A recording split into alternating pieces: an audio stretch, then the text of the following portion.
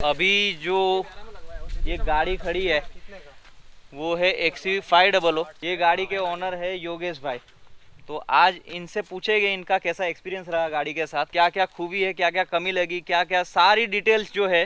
85,000 kilometre चलाई है तो ज़्यादा एक्सपीरियंस है तो सब जानेंगे इनसे। XUV500 जो है वो W7 वेरिएंट है जो मेरे पास भी है, पर मैंने इतनी ज़्यादा चली हुई नहीं है। तो ज़्यादा चली हुई का जो रिव्यू है वो तो योगेश भाई से ज़्यादा कौन दे सकता है, तो उनसे जानेंगे क्या क्या है। तो योगेश भाई ये आपने कब लिया था गाड़ी? ये गाड़ी मैंने ली थी अक्टूबर 2019 में। और ये इससे पहले आपने कौन सी गाड़ी चला रखी है? इससे पहले मैंने चला रखी है स्विफ्ट डिजायर, मेरे पास है घर पे, वो अच्छा, मैंने चला रखी है। मेरे अच्छा। दोस्त के पास में महिंद्रा की ही जाइलो गाड़ी थी जो ओके। काफी पहले आई थी, अभी शायद बंद हो गई है। बरोबर। वो मैंने चलाई थी, तब से मुझे महिंद्रा से तो एक्चुअली स्पेशल प्यार हो गया। जाइलो के बाद से बस जाइलो चलाई और महिंद्रा से हो गया एक स्पेशल वाला प्यार कि लेनी है तो महिंद्रा लेनी है। उस टाइम पे क्या था, 2019 में था, बजट थोड़ा कम, तो हम देखने गए थे बोलेरो। जो बोलेरो आती है, देश की धड़कन, एकदम देसी रफ एंड टफ गाड़ी, और राजस्थान में तो उसका बहुत शानदार वर्चस्व है। तो वही गाड़ी हम लेने गए थे, तो फिर गए शोरूम पे, देखा बोलेरो, पसंद भी आ गई, बोलेरो बुक भी कर दी, और उसके बाद आ गए घर पे। अच्छा। तो उसके बाद में क्या होता है, उसके बाद में आए, थोड़ा सोचा कि यार अपन रहते हैं इस सोसाइटी में, यहाँ पे बोलेरो लेके आएंगे तो मजा नहीं आएगा। अच्छा। वो वाली फील नहीं आ रही थी, मतलब कि गाड़ी हम तो ये लेने गाड़ी गए। आपने कहाँ पे राजस्थान में देखी थी? नहीं, गाड़ी मैंने सूरत में ही देखी थी, प्रेसिडेंट में। अच्छा। तो वहीं से मैंने गाड़ी ली भी सही। उसके बाद में पर फर्स्ट में जो लेने गए थे वो हमारा बजट था 10 लाख के नीचे वाली गाड़ी हमको लानी है। अच्छा। तो उसमें बोलेरो ही आ रही थी, स्कॉर्पियो भी नहीं आ रही थी, और इसका तो कोई मॉडल आ ही नहीं रहा था। इसका स्टार्टिंग मॉडल चालू होता है 12.5-13 लाख के तो आसपास। वो पहले से फिक्स था कि महिंद्रा की गाड़ी हाँ, लेनी? गाड़ी महिंद्रा की ही लेनी थी। वही गाड़ी fix फिक्स था कि गाड़ी लेंगे तो और महिंद्रा कोई की कंपनी लेंगे। में गए नहीं फिर? और कोई कंपनी में गई भी नहीं और देखी भी नहीं, क्योंकि दूसरी गाड़ी हमको जमती भी नहीं ना, राजस्थान के रोड पे महिंद्रा ही चलेगी। तो ये दूसरा ऑप्शन था टाटा, पर टाटा में 10 लाख के नीचे कोई 7 सीटर गाड़ी आती नहीं थी। बराबर, तो वो देखने का तो कोई वो फर्क नहीं उसमें था। कोई हमारा स्कोप था ही नहीं जाने का। ये है W7 वेरिएंट। W7 इसमें W3 आता है, W5 आता है, W7, W9 और W11। मैंने चला दी है 85,000। क्या बात कर रहे हो? यस, कहाँ पे घूमते 85,000, हो भाई? 8500 नहीं। अब कहाँ देख पे लो, घुमा मेरा देख लो कि 1 से 1.5 महीने के अंदर राजस्थान का एक ट्रिप फिक्स है। घर जाना है और घूमने भी जाना है तो मतलब फिक्स ही है। राजस्थान का एक एवरेज 1.5 महीने के अंदर एक ट्रिप मेरा 2000 किलोमीटर का फिक्स रहता है। और ये जब आपने ली थी तब ये आपको ऑन रोड कितने में पड़ी थी? ये मुझे पड़ी थी उस टाइम पे ऑन रोड 15 लाख की। बरोबर है। उसके बाद में कुछ एसेसरीज करवाई तो लगभग 16 लाख में फाइनल हो गई थी रोड पे। तो अभी योगेश भाई से गाड़ी की डिटेल्स तो जान ली, अब गाड़ी के अंदर बैठ के उनसे पूछेंगे क्या क्या फीचर्स आते हैं। आ जाओ योगेश भाई अंदर ड्राइविंग सीट पे।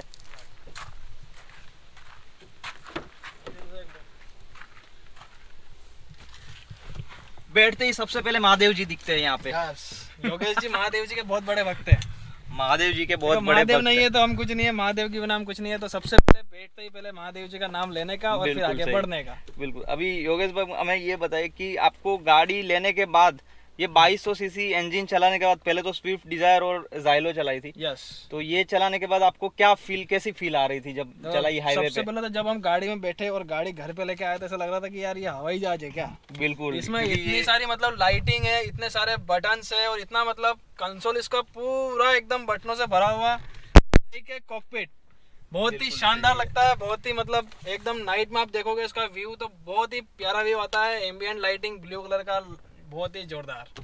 और ये आपने 85,000 चला दी, तो Yes, कितनी सर्विस कितनी करवाई होगी? 85,000 में मेरा सारा सर्विस रिकॉर्ड जो है वो शोरूम पे ही अभी तक मेंटेन है। मैं शोरूम में सर्विस करवा रहा हूँ, और मैंने इसका जो लास्ट टाइम वारंटी था, वारंटी भी मैंने एक्सटेंड करवा लिया है अप टू 1,50,000 किलोमीटर तक। और लोग महिंद्रा को सर्विस के बारे में इतनी गालियां देते हैं, तो आप इसके बारे में क्या कि सर्विस कैसी है? गालियाँ तो ठीक है, गाली तो ठीक है, देना बनता है। वो क्या है कि मतलब सर्विस अच्छी करते हैं पर उसमें टाइम बहुत लगाते हैं।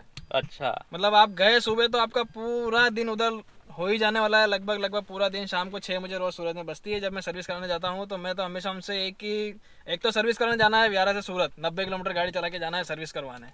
सबसे बड़ी प्रॉब्लम तो बारडोली सुबह में 6 बजे निकलो और 9 बजे पहुंचो, गाड़ी दो, और शाम को 8 बजे से पहले आप घर नहीं आ रहे हो। और ये बारडोली में भी एक सर्विस स्टेशन? बारडोली में एक सर्विस स्टेशन है नानावती का। मैंने उसको लास्ट टाइम ट्राई किया था, पर वहाँ पे एक जो सेटिस्फेक्शन जो मिलता है सर्विस को लेके वो मुझे नहीं मिला। वो नहीं मिला। इसलिए मैं अभी सूरत प्रेसिडेंट में ही जाता हूँ। उदना में जो उनका सर्विस सेंटर है वहाँ मुझे अच्छी सर्विस भी देते हैं और मतलब एक दिल से जो सेटिस्फेक्शन निकलता है कि हाँ मैंने गाड़ी की सर्विस करवाई, तो वो आ जाता है ऐसा। और ये टाइम लगा तो चलो टाइम तो दे देंगे, हाँ। पर उसका जो सर्विस कॉस्ट आता है वो नॉर्मल कम आता सर्विस है कॉस्ट कि ज्यादा आता है आपके हिसाब देख से? सकते हैं एवरेज मतलब एक सर्विस आप करवा रहे हो 10,000 किलोमीटर में, तो एवरेज 10,000 रुपये पकड़ के चलने का है। 10,000 पकड़ने का। पेड सर्विस में आ जाता है। कई टाइम क्या होता है कि 7,000 में हो जाती है, कई बार 12,000 में हो जाती है, तो एवरेज 10,000 पकड़ के चलने का। अभी तक का सबसे ज्यादा कहाँ तक का बिल बना हुआ है मेरा सर्विस अभी में? तक बिल बना है शायद 15,000 का एक बिल बना था। तब मेरे ब्रेक पैड, शॉकर, इसमें बुश, सारे बुशिंग जो आते हैं ना, हाँ। सस्पेंशन को सारे बुशिंग मैंने चेंज करवाए थे, और साथ में वो पेड सर्विस भी थी, उसमें इंजन ऑयल वो सब भी चेंज हुआ था, इसलिए उसका बिल था 15,000 का अप्रोक्स।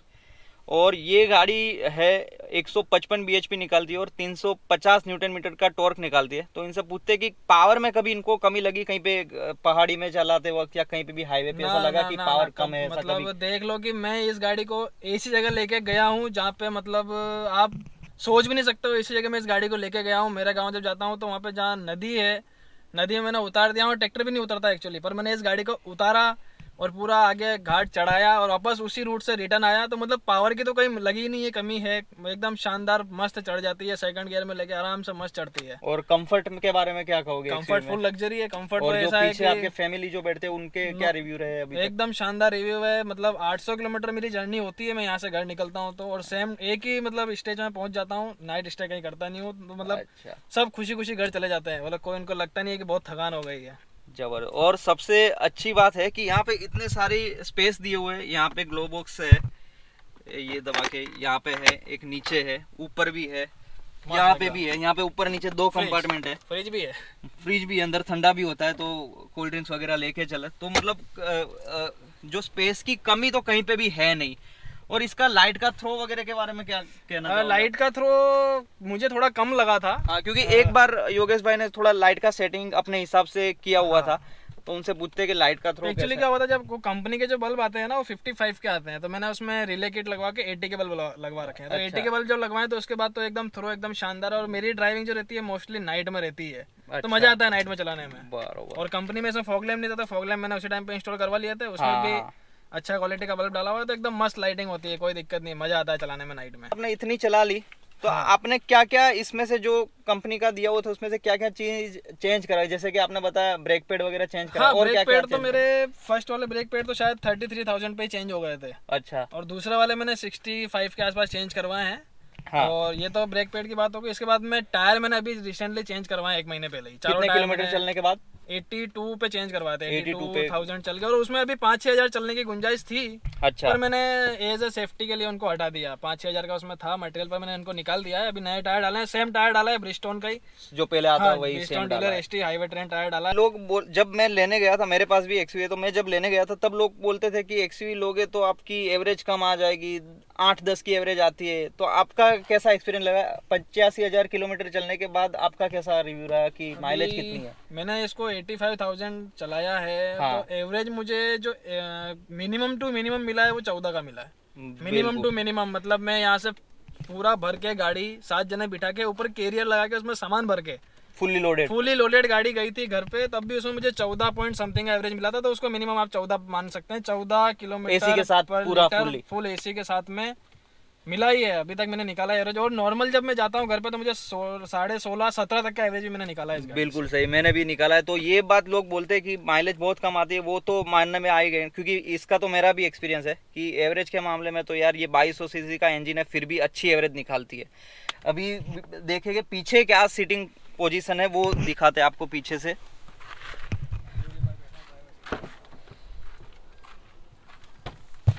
योगेश भाई ने पूरा मेटिंग वगैरह 3D टाइप का लगा दिया और ये कवर भी लगा दिया धूप से बचने के लिए। मेटिंग अभी नया डाल दिया, पहले जो था वो निकाल दिया है। 7D डाल दिया है, अभी एकदम फुल लग्जरी बना दिया है गाड़ी को। यहाँ पे भी फैला सकते हैं पैर, ऐसा हाँ, है। यहाँ पे टच तो होने के कोई है ही नहीं, आराम से बैठ सकते हैं। बड़ा से बड़ा आदमी भी है तो आराम से बैठ पाएगा और मस्त, उसको थकान लगेगी नहीं। और सबसे बड़ी चीज लोगों को पता नहीं होगी कि इसकी जो विड्थ है वो फॉर्च्यूनर से भी ज्यादा है। इसमें 4 आदमी आराम से बैठ सकते हैं। आप जा रहे हैं तो 7 सीटर की जगह आप इसको 10 सीटर भी बना सकते हो। बिल्कुल। और नॉर्मल गाड़ी में क्या हो, यहाँ पे हम्प बना रहता है। यस यस, यहाँ पे पूरा फ्लैट करता है। थोड़ी बैठने के बाद बीच में जो बैठा है उसको अजीब सा लगने लगता है, यार कहाँ आके बैठ गया। बीच वाला इसमें ऐसा कोई प्रॉब्लम ही नहीं है, पैर ऐसे खड़े रहते हैं एकदम बैठता है। और चाहे तो सोना है तो एक आदमी पूरा लंबा होकर सोता भी है।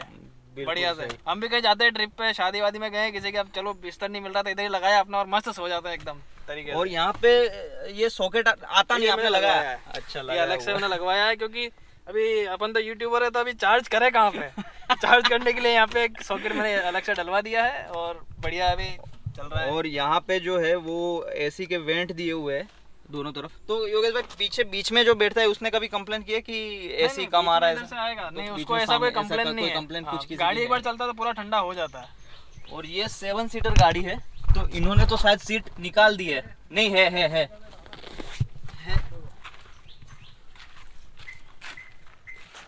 शायद पीछे पानी पड़ा होगा अपने पीने के लिए, तो यहाँ पे बोतलें पड़ी हुई है पानी की। कैमरा भी पड़ा, लो इसको ले लो,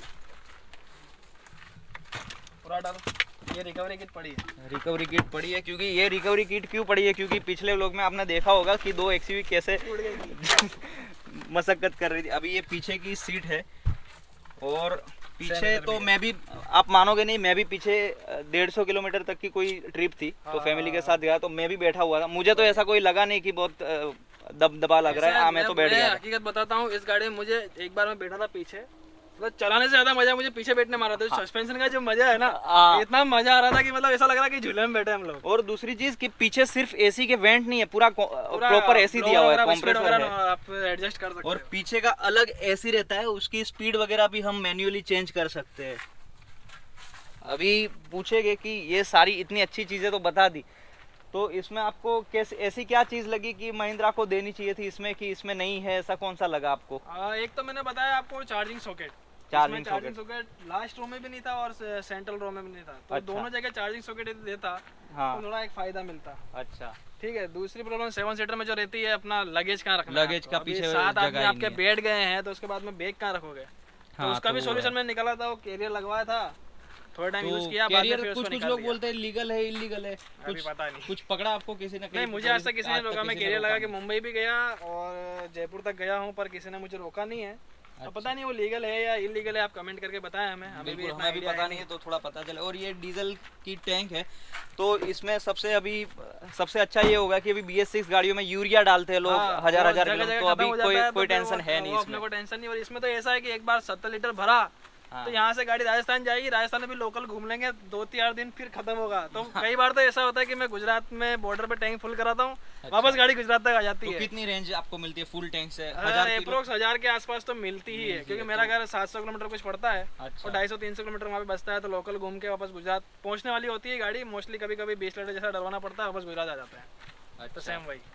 और आपको ये लेने के बाद ऐसा कभी लगा कि 4x4 होता तो ज्यादा अच्छा होता, तो ऐसा कुछ कभी कमी लगी कि ऐसा अभी तक को नहीं लगी? गाड़ी के साथ में कमी नहीं है, पर कई बार हम क्या होता है कि अनएक्सप्लोर्ड जगह पर जाते हैं, तो वहाँ पे तो गाड़ी फंसना है तो फंसना ही है। फिर वहाँ पे याद होता है यार 4x4 होता, पर हमने उस टाइम पे सोचा भी नहीं था कि हम इतना एक्सप्लोर करेंगे। सही बात है। और अभी तो ये एक्सयूवी मिलनी बंद हो गई है, पर काफी मेरे फ्रेंड लोग हैं वो सेकंड हैंड लेने का सोच रहे, तो उनको क्या आप सजेस्ट करोगे कि क्या लेना चाहिए आपको? सेकंड हैंड आपको लेनी है तो एक तो क्या गाड़ी आपके नज़र में होनी चाहिए कि वो गाड़ी वाकई में जेन्युइन किलोमीटर है या नहीं है। क्योंकि कई बार क्या होता है, हम देख के आते हैं यार गाड़ी तो 35,000 ही घूमी हुई है, पर वो गाड़ी एक्चुअल में वो घूमी होती है 1,00,000 किलोमीटर, उसका मीटर होता है पीछे। तो वो मतलब आपकी नज़र में यदि गाड़ी है और आपने रिकॉर्ड उसका पूरा चेक किया तो आप ले सकते हैं। गाड़ी में ऐसा कोई बड़ा इशू होता नहीं है।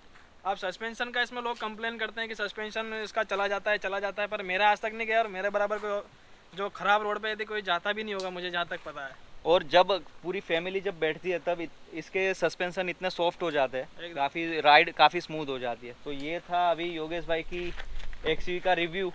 अभी मेरे पास भी एक्सयूवी है, तो अब तो करने का कोई मतलब है नहीं, दूसरी एक्सयूवी का सेम ही है। हालांकि इन्होंने ज़्यादा चलाए हुए, तो इनका एक्सपीरियंस ज़्यादा लोगों को पहुँचेगा कि कैसी है गाड़ी। तो ये रही एक्सयूवी। तो आई होप कि आपको ये व्लॉग अच्छा लगा होगा, और जो भी एक्सयूवी की डिटेल्स है आप लोगों, वैसे तो ये गाड़ी का काफ़ी सारे रिव्यू है, ये तो सिर्फ योगेश भाई का एक्सपीरियंस के लिए हमने ये रिव्यू बनाया था। ये कोई ऐसे टेक्निकल रिव्यू है नहीं, जो उनका एक्सपीरियंस रहा अभी तक का वो उन्होंने बताया। तो अगर वीडियो अच्छा लगा है तो लाइक कीजिए, शेयर कीजिए और चैनल को सब्सक्राइब करिएगा। मिलते हैं दूसरे वीडियो में।